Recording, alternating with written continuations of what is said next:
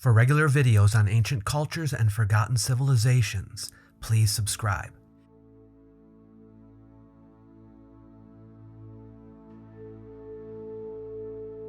Although you may not realize it at first glance, this artifact is a little weapon.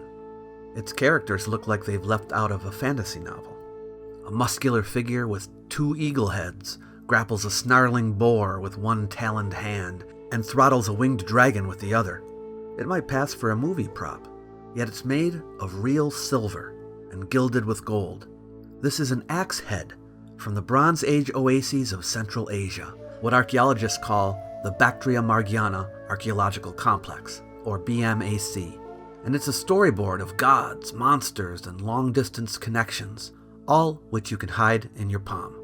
Today we're going to do what we do on artifacts: get close, really close, to one extraordinary object, read the details others miss, and ask what it can actually tell us about the people who made it, used it, and perhaps believed in the beings it shows.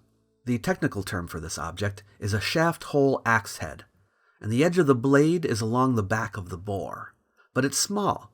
From the bottom to the top of the bird's heads, it's only 4.5 inches, 10.8 centimeters, and lengthwise, it's 5 7/8 inches, about 15 centimeters. Yet it's surprisingly heavy for its size. This axe head was cast in one piece. The double bird heads, the dragon's tail, the rings at the edge of the shaft hole, and the gold foil were added mechanically or cast on. The cutaway base finishes in silver wire loops that imitate leather thongs, a nod to real haft bindings. A large percentage of artifacts that come out of the BMAC are tools and weapons. But of all the weapons we find, axes are the most common. Most of the axe heads are copper. Only a select few are silver, so this is one of the special ones. See the hole in it? This was used to rivet the head to a wooden haft. Shaft-hole axes are not only common in the BMAC, but also in the Near East. The form itself matches what scholars call the Kinnaman halberd type, a shape distributed widely across Iran in the late 3rd and early 2nd millennium BCE, aligning with the BMAC's active exchange sphere. For comparison, the British Museum holds a Bronze Age axe from the Greater Iranian sphere, found in what's now northwest Pakistan, cast in tin bronze and inlaid with silver, with a vivid animal attack scene. It's not the same iconography, but it shows that sculptural narrative axe heads were a thing across this interregional network. Silver isn't the most practical material for chopping wood or hacking armor, but it does point to status. The object's impractical size, unsuitable for warfare, or chopping wood, puts it squarely in the showpiece category. Yes, it's an axe, and the shaft hole tells you it was mounted on a handle, but the elaborate sculptural group, precious metal, and fragile gilding argue for a ceremonial role. There's no recorded archaeological find spot for this axe head. Its assignment is based on typology, iconography, and style, rather than an excavated context in the ground. In other words, it's attributed to Western Central Asia on stylistic grounds, not to a specific site. The date is estimated to be around the late 3rd to early 2nd millennium BCE. Its modern collecting history is documented. By 1967, it was in the Mahboubian collection. Mehdi Mahboubian was an Iranian antiquities dealer whose New York gallery supplied many ancient Near Eastern objects to major museums. He worked in tandem with his brother Hushang, and within a family deeply tied to Iranian art and archaeology. Their father, Dr. Benyamin Mahboubian, a physician from Hamadan, is described in family accounts as having assisted the French archaeological mission at Susa, and later conducting numerous excavations of his own across Iran. His collecting laid the groundwork for the family holdings. In that era, Iran's 1930 antiquities law put excavations under state control. Only licensed parties could dig. The state could authorize both scientific and commercial excavations. Fines were divided by law, export required government permits, and even antiquities dealing itself needed a license. The brothers co-founded the Mahboubian Gallery in New York in 1961 to present Iranian art before and after Islam to Western audiences, and a London gallery followed in 1970 under the family name. They also collaborated in the 1970s with the Office of the Empress Farah Pahlavi on museum initiatives in Iran, including the transfer of a large Islamic collection to Tehran for exhibition at the newly founded Reza Abbasi Museum. After the 1979 revolution, the family left the country for good. Against that backdrop, Mehdi's New York dealership, later continued by his son Kurosh, became a documented mid-century conduit through which Iranian and Central Asian antiquities entered U.S. and European collections. That is why his name appears frequently in museum provenance lines. In 1982, the Met purchased the axe head from him.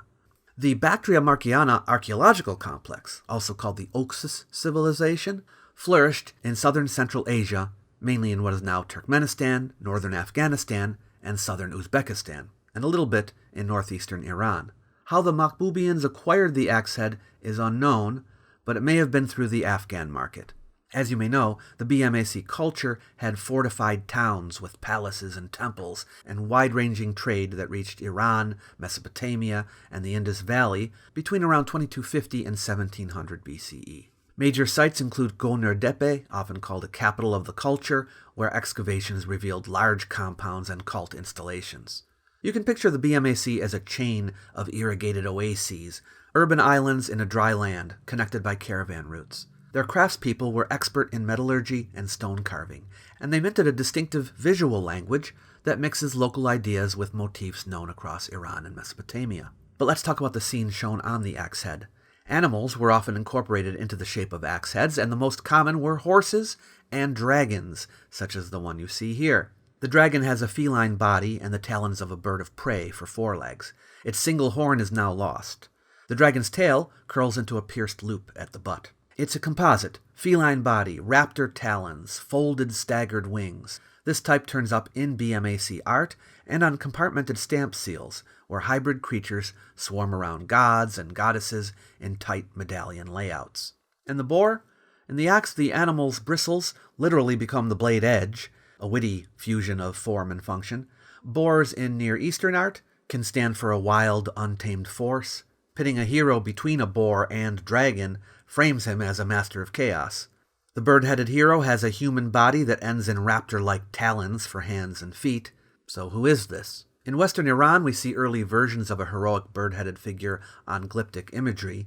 In Central Asia, he gets reimagined with serious Jim Bro anatomy and those predatory talons. The doubling of the head, one on each side, lets him engage both the boar and the dragon at once.